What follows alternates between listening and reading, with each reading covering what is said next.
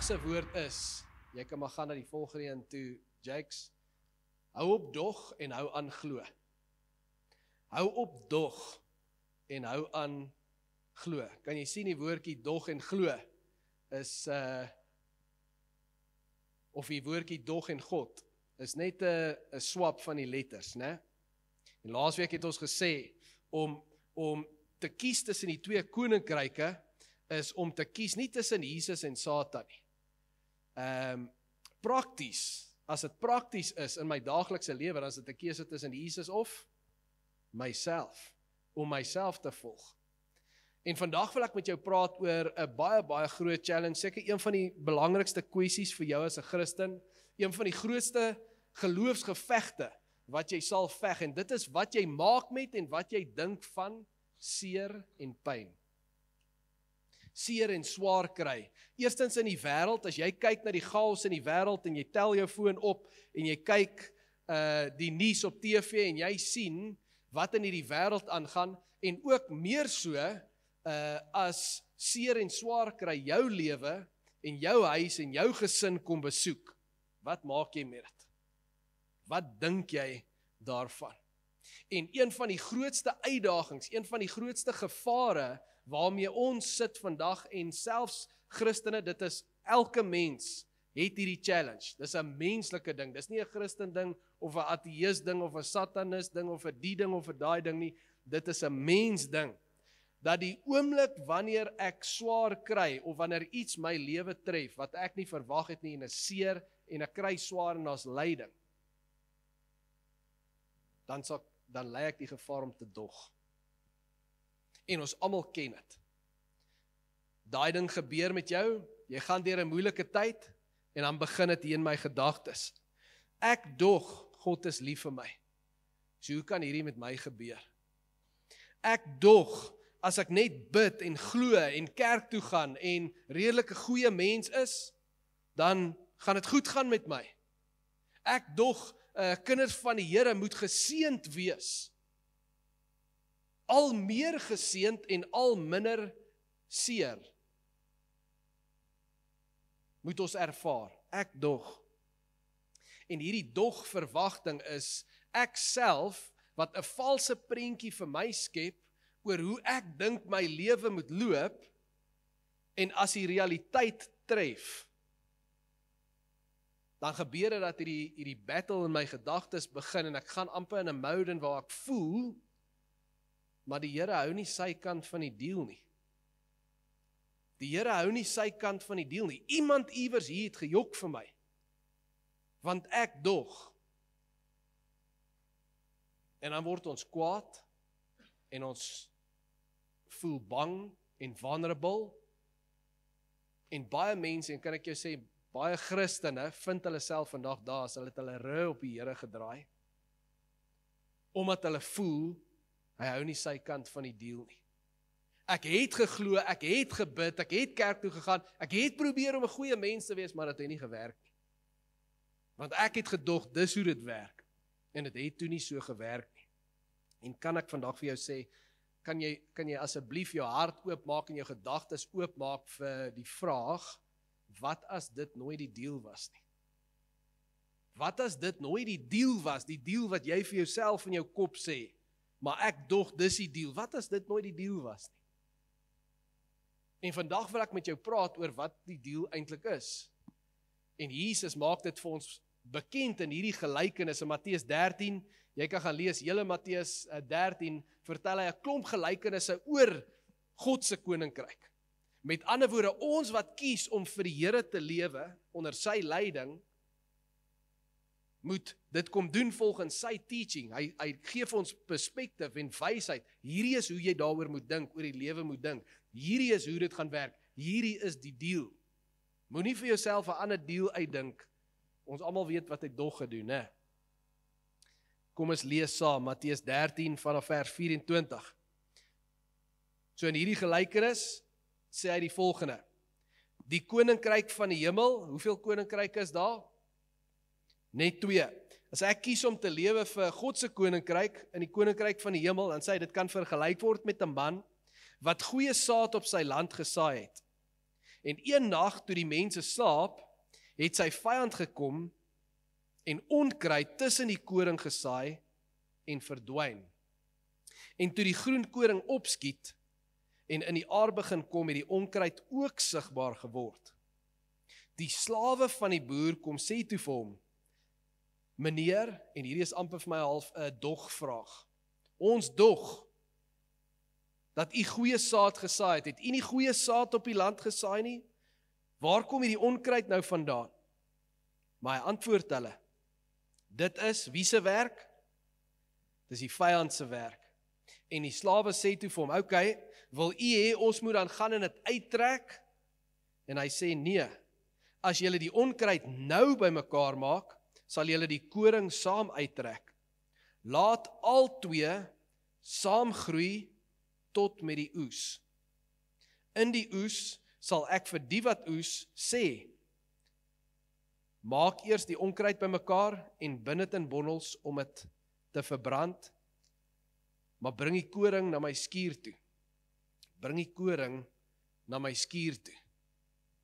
In die oestyd sal dit gebeur. Die oestyd hier praat van die volëinding van die wêreld, dit praat van sy tweede koms, dit praat van as alles verby is, dis die oestyd hier. Maar hy maak dit baie duidelik, tot en met die oestyd, daar's twee koninkryke. Daar's twee koninkryke, twee magte, en hierdie twee magte is besig om oorlog te voer met mekaar.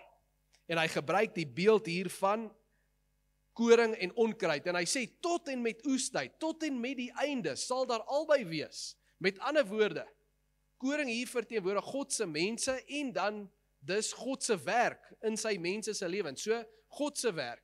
So daar sal koring wees, daar sal God se werk wees tot die einde, daar sal seën wees tot die einde, maar wat gaan daar ook wees?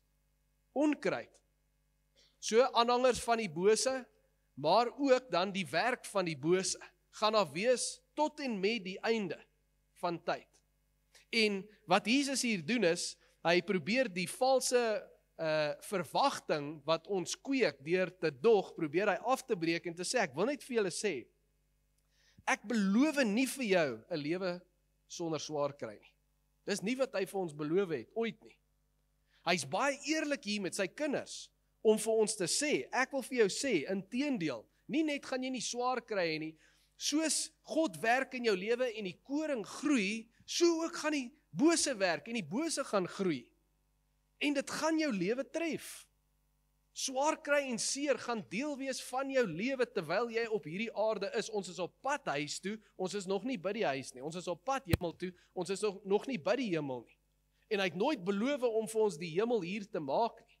Hy het beloof om stukkies van die hemel hier op aarde deur ons te bring, soos ons daarin glo. Maar hy sê, stukkies van die hel gaan jou ook hier tref. Onkruid gaan ook hier wees, stryd, teleurstelling, seer, swaar kry, dit gaan jou lewe raak. Dan moet jy nie verward wees nie. En hierdie is so 'n belangrike ding vir ons as Christen, om te raak te lees, en dit behoort vir ons vrede te gee. Vrede. Nou vra jy my dalk, hoe moet dit my vrede gee, as ek weet ek gaan swaar kry? Want, ek weet nie van jou nie, maar as ek na 'n dokter toe gaan, dan wil ek nie hê, hy moet vir my sê, hoor, jy moenie worry nie, alles is fyn. Jy gaan glad nie pyn hê nie, alles lyk vir my 100%, en as jy by die huis kom, dan begin goed pyn, en jy kom agter, hier's groot fout, dan wat dink jy? Hierdie dokter weet nie waarvan hy praat nie, né? Hier's groot fout, ek moet maar na 'n ander dokter toe gaan. Nou, as die Here vir ons gesê het, hoor hierso, alles gaan oukei wees, solank jy net sê, jy glo in my, en eendag jou hand opsteek, en jy's gedoop, van daai dag af, alles gaan sharp wees dan. Alles gaan smooth sailing wees, ek gaan jou net bless, en al die seer uit jou lewe uitvat. As hy dit gesê het, en as dit is wat jy dink vandag, dan is jy seker baie verward, dan het jy niks vrede nie. Dan moet ons bekommerd wees, want ek weet nie van jou nie, maar na ek gedoop is, het dit nie in my lewe net smooth sailing gegaan nie. Vandag nog gaan alles nie net reg en goed, en ek klap my vingers en dit gebeur soos ek wil hê nie. Seer en swaar kry tref my lewe, en ek seker dit tref jou lewe ook. En dit is wat die Here ons beloof het, en al is dit nie lekker vir ons om dit te weet nie, moet dit my vrede gee, dat die Here eerlik is met my, en om te weet, as ek na hierdie boek toe gaan, en ek maak hom oop, dan is dit lewende woorde, dis wysheid, en dis eerlike wysheid. Hy kom sê eerlik vir my, ek sit julle nou neer en ek sê vir julle, julle gaan swaar kry. Goed gaan met jou gebeur wat jy nie kan glo, hoe gebeur hierdie met my nie. Maar hier's waar ons vrede vandaan kom. Is dat hy sê, maar ek is by jou en hier's die groot belofte in die goeie nuus in hierdie gelykenis wat hy vir ons vertel. Nie net is daar seer en swaar kry en alles gaan nou maar net gaan soos dit gaan en sterkte vir julle, ek sien julle eendag as jy die hemel maak nie. Sy belofte is al die tyd. Onthou, met wie praat hy? Hy praat met sy disippels, né? Hy praat met mense wat lewe vir die koninkryk van die hemel. So hy sê vir ons, ek is by julle. Ja, die onkruid gaan groei, ja, die vyand gaan sy werk gaan 'n effek hê en dit gaan jou tref, maar ek is ook hier en ek gaan ook werk. En die koring gaan ook groei. Wie is die koring? Dis ek en jy. Dis ons lewens. En hy sê, al gaan daar seer en moeilikheid en boosheid in hierdie wêreld wees, ek is ook hier te midde alles van dit. En al is daar die teenwoordigheid van die bose, gaan ek kom en ek gaan jou laat groei. Hy het ons nooit beloof dat hy die teenwoordigheid van die bose gaan wegvat nie, nooit nie. Maar hy het ons beloof en hy beloof dit vir ons hier. Sy belofte is, jy sal groei. Die koring sal groei te midde die onkruid, te midde die teenwoordigheid en die effek en ervaring van die onkruid, sal jy groei, jou karakter sal groei, jou getuienis sal groei, ek sal 'n storie met jou lewe skryf, ek sal sorg dat jy alles word wie ek wil hê jy moet wees, en dit wat ek met jou lewe wil doen, ek kan dit nog steeds doen, te midde die onkruid, maar jy moet aanhou glo, jy moenie begin dog nie. En hier is die challenge, familie, waarmee ons sit, is wanneer die moeilikheid tref, het jy al by jouself gewonder is, waar kom dog vandaan? Dat ek hierdie gedagtes begin uitdink van, maar is die Here nie lief vir my nie? Moet hy my nie seën nie? Moet hy my nie beskerm nie? Waar kom hy gedagtes vandaan? Daai is 'n direkte aanval van die duiwel. En ons sien dit in die skrif, as jy Matteus 4 toe gaan en jy sien toe die Heilige Gees Jesus in die woestyn ingevat het, sodat hy versoek kan word. Hoe lyk daai versoeking? Die vyand kom na Jesus toe en hy begin met hierdie dog gedagtes. En hy sê basies vir hom, maar ek tog jy's die seun van God. Is dit nie, ek tog dis die storie, is dit nie hoe dit is nie? Ek tog jy is nou iemand belangrik vir die Here, ek tog hy's lief vir jou, ek tog sy engele gaan jou beskerm. Ek tog hy's bonatuurlik, of ten minste dat sy bonatuurlike krag tot jou beskikking is. Hoekom moet jy vas? Hoekom moet jy sukkel? Hoekom is jy 'n mens? Hoekom is jy hier? Hoekom struikel jy soos jy doen? Ek tog jy verdien beter as dit. Hoe kan jy honger gaan slaap? Ek tog jy moet geseënd wees as jy nou die seun van God is. En so kom hy na ons toe. Ek dog. En soos ons daai ek dog gedagtes entertain, word dit my eie gedagtes. Ek dog. Elke keer as die duiwel sê, maar ek dog. Jy's dan 'n kind van die Here. Meeste mense reply, ek dog dit ook. Maar ek dog. Die Here sê dan hy bewaar sy kinders. Ek dog dit ook. Ek dog die Here kan bonatuurlike goed doen. Kyk wat het hy gedoen, die see dan oopgemaak. Is dit nie waar nie? Ja, ek glo dit. Wel, ek dog dan hy kan in jou lewe daai goed uitsorteer. Ek dog dit ook. En as jy dit begin entertain en sien die klein verskil tussen dog en God. Tussen ek kom en ek sit my vertroue in wat die Here sê in sy woord teenoor ek is nie besig met die woord nie, ek is hier met die duiwel besig in my gedagtes met ek dog. En hy vat halwe waarhede uit die skrif uit. Die Here is mos lief vir jou. Die Here het mos gesê hy wil hê dit moet goed gaan met jou, né? Die Here het daar iewers gesê hy beskerm sy kinders, né? Wel, ek dog dan dis hoe jou lewe sal lyk, want as iemand wat lief is vir iemand en iemand wat iemand wil beskerm, dit lyk nie vir my of hy by jou is nie. Of hy lief is vir jou nie, of hy goeie planne het met jou lewe nie, en as jy net ek dog entertain, vat hy halwe waarhede, en hy draai iets om jou te laat dink, die Here het iets gesê, waaroor hy jok, wat hy nooit gesê het nie, hy het nooit gesê, hy beloof vir ons 'n maklike lewe nie, nooit nie. Hy het nooit gesê, die lelik van die lewe en van die werk van die bose gaan ons lewe nie tref nie, hy het dit nooit gesê nie. Hy het gesê om by ons te wees, te midde dit alles. Hy het vir ons gesê dat ons sal groei, te midde dit alles. En dat ons die vrug van die Gees kan dra, te midde dit alles. En dat ons purpose, dit waarvoor hy ons hier op aarde gesit het, dat ons dit kan uitleef, te midde dit alles. Hy het dit vir ons gesê. En daarom moet ons op 'n plek kom, familie, waar ons besef, ons het hierdie challenge, dat as ons deur 'n moeilike tyd gaan, dat ons kan of kyk vir die onkruid in my lewe, en ons energie en ons tyd mors, deur met die Here te beklei oor hoe kan hierdie gebeur, en ek dog dit, en ek dog dat, of eerder na die woord van die Here toe kom, en sê, Here, wat sê U? Vul my met wysheid. Ek wil nie dog nie, ek wil vertrou in God. U is die een wat my herder is. Wat sê U oor hierdie moeilikheid wat in die wêreld aangaan, en hoe dit my lewe raak, en ons familie raak? Wat sê U daaroor, en wat maak ek daarmee? En ons moet ophou dog, familie, dat die lewe maklik moet wees. En ons moet aanhou glo in die een wat gesê het, al gaan dit moeilik wees, kan ek nog steeds doen met jou lewe, wat ek van die begin af beplan het, om te doen. Sit jou vertroue in Jesus.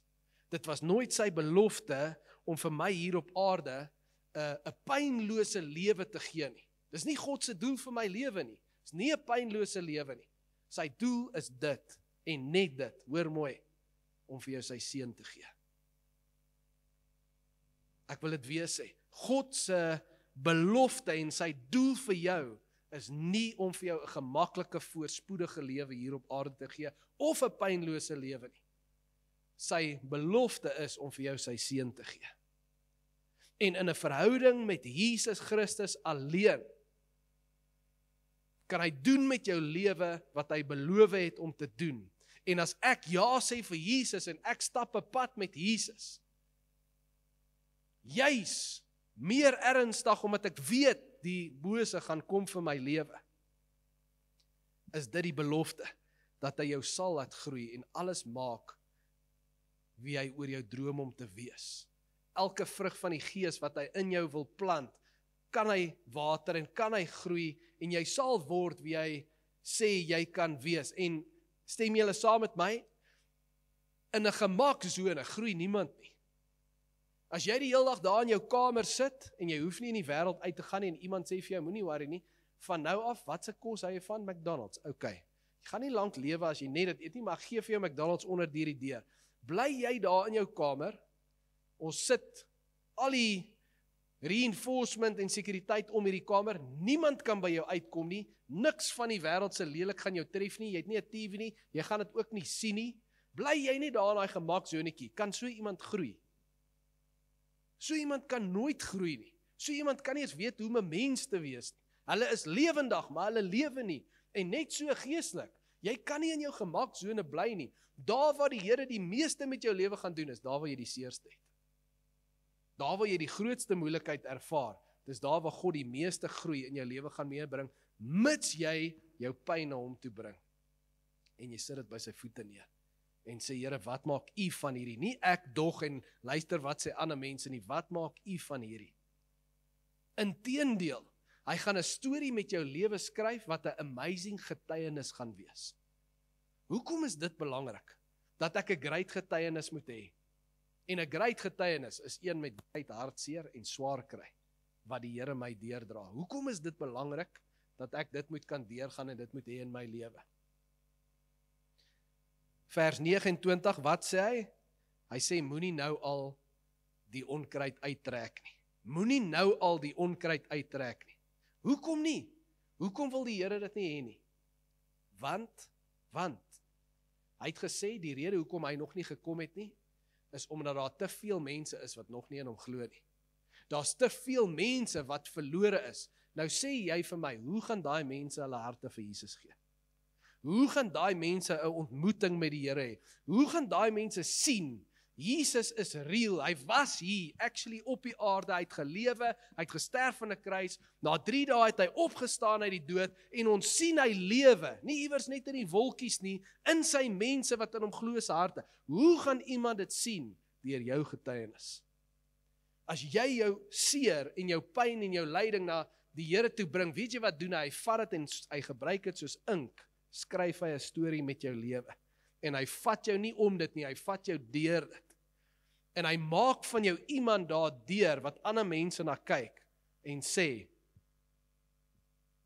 as dit nie vir die Here was nie, kan daai goed nie gebeur nie. As dit nie vir die Here was nie, kan 'n mens nie deur daai kom nie. As dit nie vir die Here was nie, kan 'n huwelik nie deur daai kom nie. As dit nie vir die Here was nie, kan 'n familie nie deur daai kom nie. Hy vat daai ink van daai seer. Hy gebruik dit soos ink. En hy skryf 'n storie met jou lewe, dat ander mense kyk en sien Jesus lewe. En weet jy wat die hartseer ding is, meeste Christene, as ons na Jesus toe kom en jy sign op, jy sign nie op om eendag hemel toe te gaan nie, kan ek net dit vir jou sê. Jy sign op om saam met hom, guns blazing, in die hemel in te hardloop, maar jy wag nie nou tot die hemel eendag kom nie. Die hemel is net 'n lewe saam met God, maar as jy hom nie nou wil hê nie, as jy na Jesus toe kom, dan sign jy op en jy sê, ek is bereid om saam met u 'n pad hier te stap. Maak nie saak wat dit beteken vir my nie. En ek besef, ek aanvaar dat hy het gesê, die wie kom, moet besef, daar's 'n prys om te betaal, daar's 'n kruis om te dra, en daai kruis is 'n storie wat hy met jou lewe gaan skryf, wat nie net gaan oor jou nie. En as dit nie by nou al vir jou duidelik is nie, ons sê dit baie keer, maar hoor net dit weer mooi, it's not about you. This life is not about you. En kom ons wees net eerlik, ons gaan al meer met dit beklei. Want in ons sondige natuur, I want it to be about me. En ek het hierdie Bybel oor my begin maak. Alles hier binne, al die beloftes, ek dog, dis hoe dit gaan werk. Ek wil my dogprentjie bymekaar sit en sê, Here, kom bless my net so, en ek skryf my eie Bybel, ek vat net van hierdie goed uit en ek maak my eie formule op van hoe die Here my moet bless. En as hy dit nie doen nie, dan kom ek na hom toe en sê, wel, dis nie fair nie.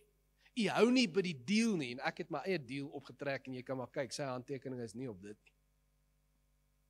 Sy handtekening is nie op daai papiertjie wat jy opgetrek het in jou gedagtes nie. Hy sê, jy kom na my toe, en ek beloof jou, ek sal by jou wees. En jy sal groei te midde die onkruid, maar dit gaan seer wees. Dit gaan moeilik wees. Jy gaan nie altyd verstaan nie. Jy gaan nie sien hoe ek besig is en wat ek doen nie. Jy gaan my moet vertrou. En let's be honest, familie, vertroue lei ons na vulnerability toe. As jy nou vir my sê, hierdie is nie fair nie, ek gaan seker 'n hoofpynpil nodig hê, maar as ek nou sê, ek gaan nou hier val, vang julle my. Ek al staan almal van julle, ek sal nervous wees. Ek sal nervous wees. Hoeveel te meer so met die issues wat ons deurgaan in die lewe, as die Here sê, vertrou my. Val terug, ek sê jou vang. En is in daai tye van vulnerability, wat ek een van 2 keuses het. Of ek gaan kom na die woord toe en ek gaan sê, ek glo u sal my wysheid gee, ek glo u sal my sterk maak, ek glo u gaan 'n storie met hierdie skryf en selfs hierdie gaan deel wees van 'n groter getuienis, of jy gaan sê, nee, Jesus, ek weet nie of ek die Here kan vertrou nie, want ek dog, hierdie moes nie eens gebeur het in die eerste plek nie, en ek dog dit en ek dog dat, en dan vat daai jou in 'n heeltemal 'n ander rigting in. Hou op dog, kom na God toe, en hou aan glo in sy woord. In sy woord.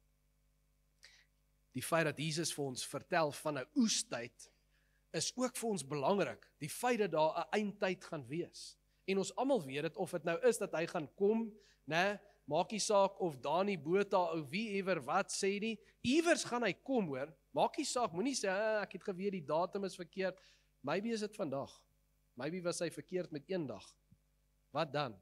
Jy weet, mense wat te veel spot oor 'n datum of oor sulke goed, is baie keer, ek check op Facebook, wat daar van die comments, is mense wat nie wil hê dit moes wees nou al nie. Mense kan dit baie duidelik sien.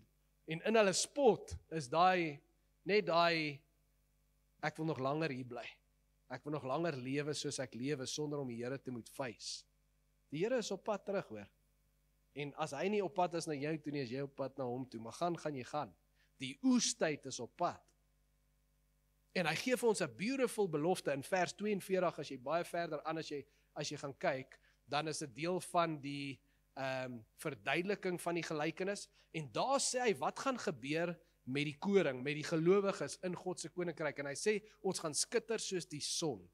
Ons gaan in die hemel ingaan, en al ons pyn gaan wegwees, die onkruid gaan wegwees, al die seer gaan wegwees, en familie, dit is ons ultimate motivering, is dat daai dag op pad nader is. Ons is vandag een dag nader om hemel toe te gaan, om in die ewigheid in te gaan, en die 70, 80 jaar hier, as jy lucky is om so lank te hê, is 'n druppel in die emmer. Dit is so dot, as ewigheid strek van daai muur af, reg deur vir ewig aan, is 'n potloodmerkie die 70 jaar op ewigheid.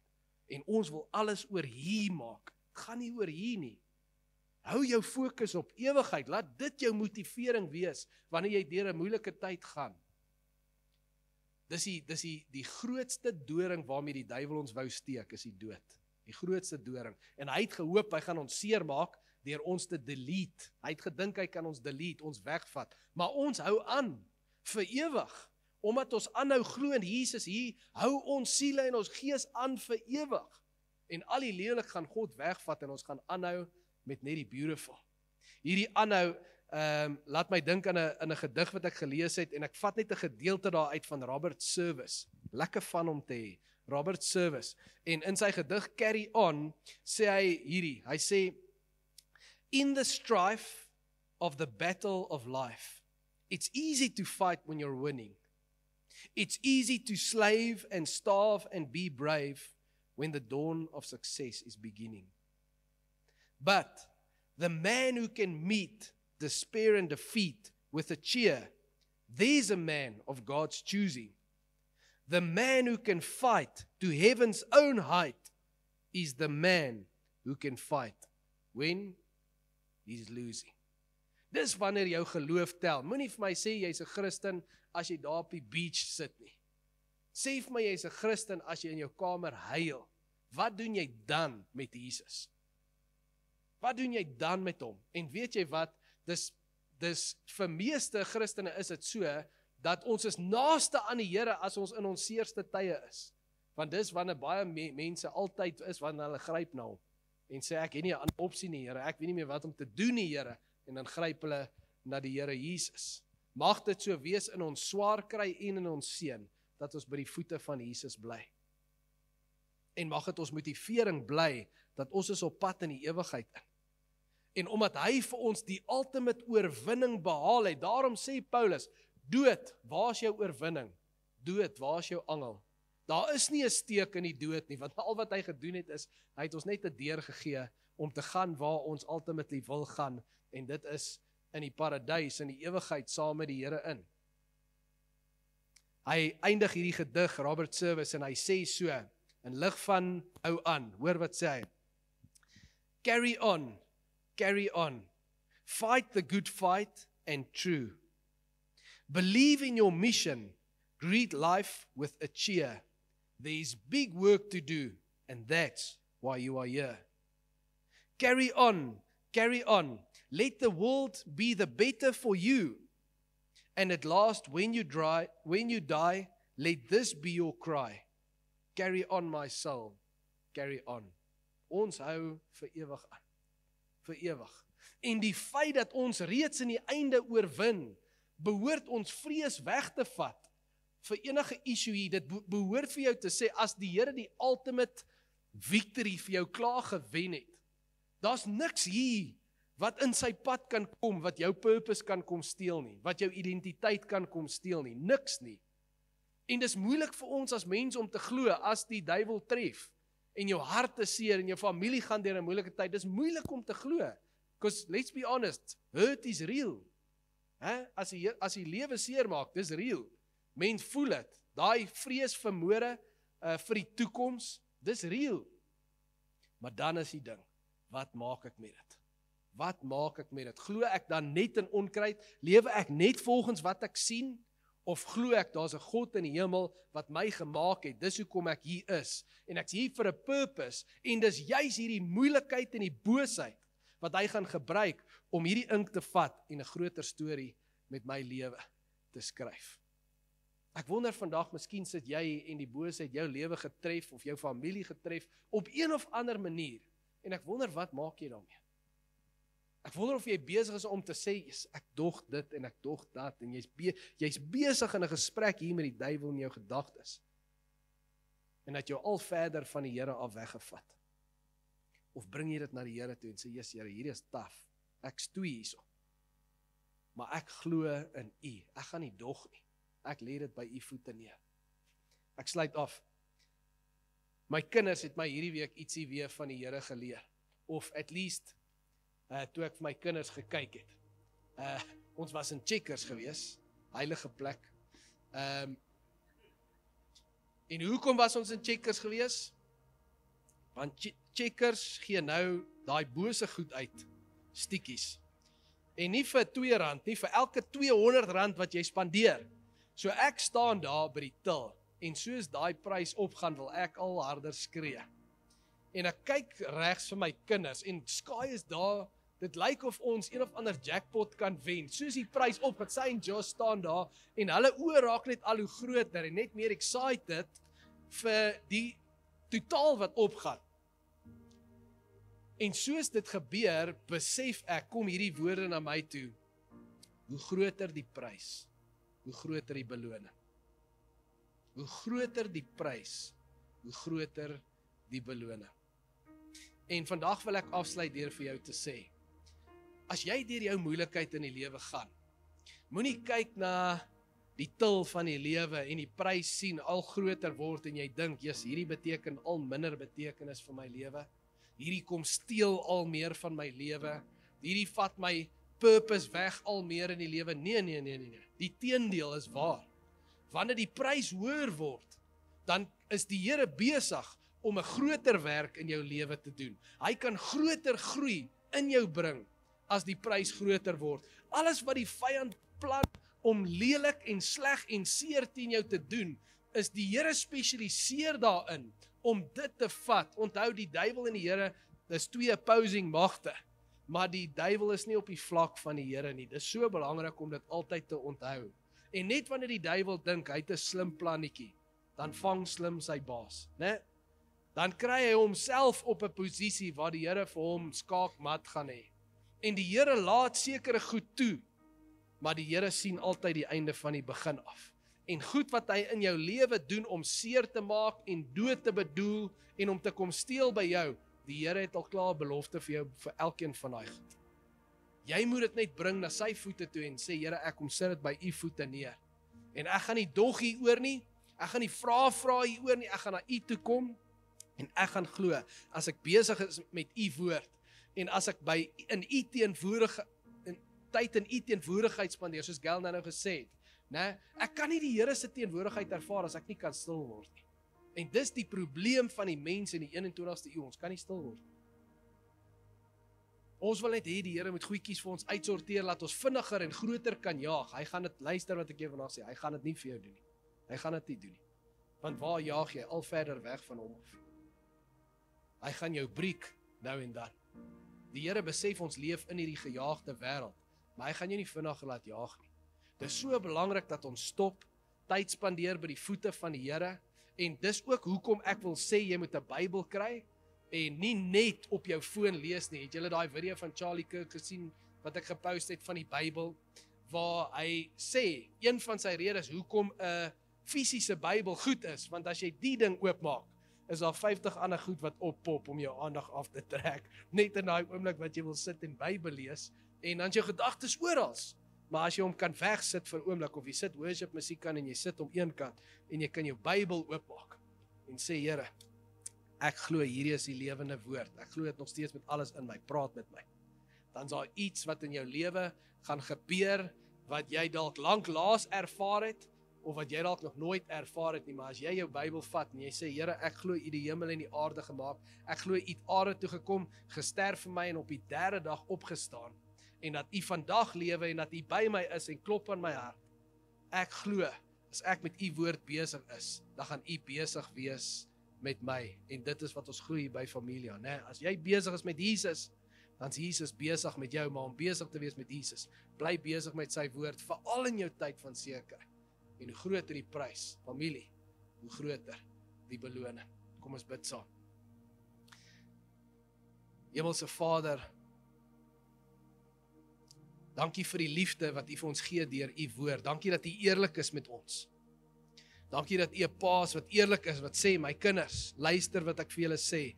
Dit gaan nie altyd maklik gaan nie. Julle gaan deur moeilike tye gaan, julle gaan seer kry. Die werk van die bose sal julle tref. Daar gaan tye van swaar kry wees en jy gaan nie verstaan nie en jy gaan my nie sien beweeg nie. Jy gaan nie die uitkoms kan sien nie. Maar dis waarvoor geloof in my is. Nou vra ek jou om te glo. Kom sit jou geloof in my, moenie dog daaroor nie. Kom na my woord toe, spandeer tyd in my teenwoordigheid, lees my woord en ek sal met jou praat. Wat 'n nederigheid, glo in 'n groter oorwinning. Hoe groter die prys, hoe groter gaan die beloning wees. Hoe groter werk sal u in my lewe doen. Hoe groter werk van groei, 'n groter werk van getuienis, mense wat u na u toe gaan bring deur my lewe. En dit is ultimately die missie, hoekom ons hier is, voor u ons kom haal, voor ons by u aankom, Here. Het gaan nie oor my nie, het gaan nie oor my gemak of my leefstyl hier nie. En vergewe ons, Here, dat ons dit oor ons begin maak het, of oor 'n lewe hier op aarde, dat ons eie koninkryke bou en ons verloor fokus van die missie. Help ons deur u woord om weer fokus te kry. Here Jesus, ons sal kies om ons geloof in u te sit en u te volg. Want u dit so eenvoudig vir ons kom maak en ons dank u daarvoor. Heilige Gees, dat u die woord kan gebruik om met ons harte te praat. And we get it, ons verstaan. En ons bring ons seer kry en ons swaar kry en ons pyn na u toe en sê, Here, gebruik dit tot u eer. Skryf my storie, gebruik hierdie as ink, om my storie te skryf tot eer en verheerliking van u, en na meer en meer mense wat na u toe sal kom. Ons dankie dat u vir ons purpose gee, selfs in ons grootste pyn en hartseer. Want u is 'n goeie Vader. Ek bid as hier enige iemand hier sit vanoggend en hulle hoor hierdie woorde, hulle luister net na u woord en sê, Jesus, ek mis dit in my lewe, ek mis Jesus in my lewe. Here, dat u nou met hulle sal ontmoet. Dat u hulle sal laat besef, daar's niks wat hulle kan doen om hulle self te red nie.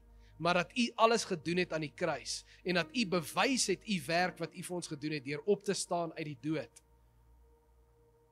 Niemand anders het dit voor u gedoen nie, niemand anders het dit na u gedoen nie, want u is die lewende God. En soos u ons siele red, kan u ook ons lewens vat en vorm en versterk. En ons sit ons geloof vandag weer en ons kies, ek hou op dog, ek hou aan glo in u Here Jesus. Ek het u lief, bid dit in Jesus naam en ons sê saam. Amen.